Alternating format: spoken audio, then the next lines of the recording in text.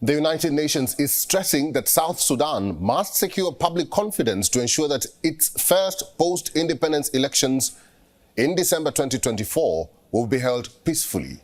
South Sudan descended into a bloody civil war shortly after independence following a political disagreement between President Salva Kiir and his then deputy Riek Machar that killed about 400,000 people. And this is according to the United Nations. Kiir, Machar and other political leaders signed a peace agreement in 2018 that ended the war. At the end of the transitional period, the country is expected to conduct a general election in December 2024. Here's a report. South Sudan's parties, leaders and stakeholders have time till the first quarter of 2024 to agree on critical decisions if they wish to see free, fair and credible elections being held on schedule. The United Nations mission in South Sudan has said transitional security arrangements must be completed first for the country's long overdue democratic transition. Today, the honest assessment of many observers and stakeholders is that the current political and civic operating space does not offer a level playing field. Therefore, it's imperative for the parties to agree on a code of conduct around free, fair and transparent competition. UNMISS cautions against the temptation towards unilateral actions that undermine the trust that is needed amongst all stakeholders. South Sudanese President Salva Kiir pledged that previously postponed elections will be held on schedule next year and that he would run for president.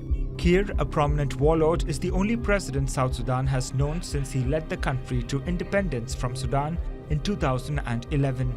Since then, the world's youngest country has gone from crisis to crisis. It is held together only by a fragile government of national unity created after a peace agreement between Kiir and Vice President Riek Machar. After a transition period, elections were due to be held in February 2023. But the government has so far failed to meet key clauses of the agreement between Kiir and Machar, including the drafting of a constitution.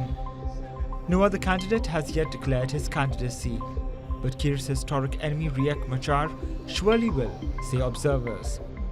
In August, the two leaders extended their transitional government for 2 years, beyond the scheduled date, citing difficulties in implementing their peace agreement.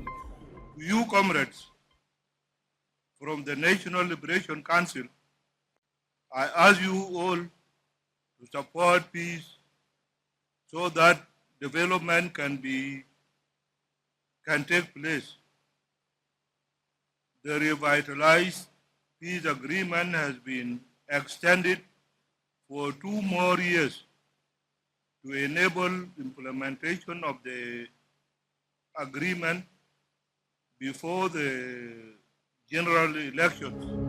Nearly 400,000 people perished in a 5-year civil war until Kiir and Machar signed their peace agreement in 2018. Since then, the country has suffered floods, hunger, renewed violence and political strife as the promises of the peace agreement were slow to materialize. The United Nations has consistently accused South Sudanese leaders of provoking the violence, violating human rights and draining public finances. South Sudan also holds the third largest oil reserves in sub-Saharan Africa. But even after 12 years of independence, it is unable to feed its 7 million people who live on humanitarian aid. Years of corruption and instability has meant that the country benefits only from 45,000 barrels from an annual production of about 150,000 to 170,000 barrels. For the young nation, the 2024 elections will be a do-or-die affair. The world will be watching how credible these elections will be. Bureau Report, WION World is One.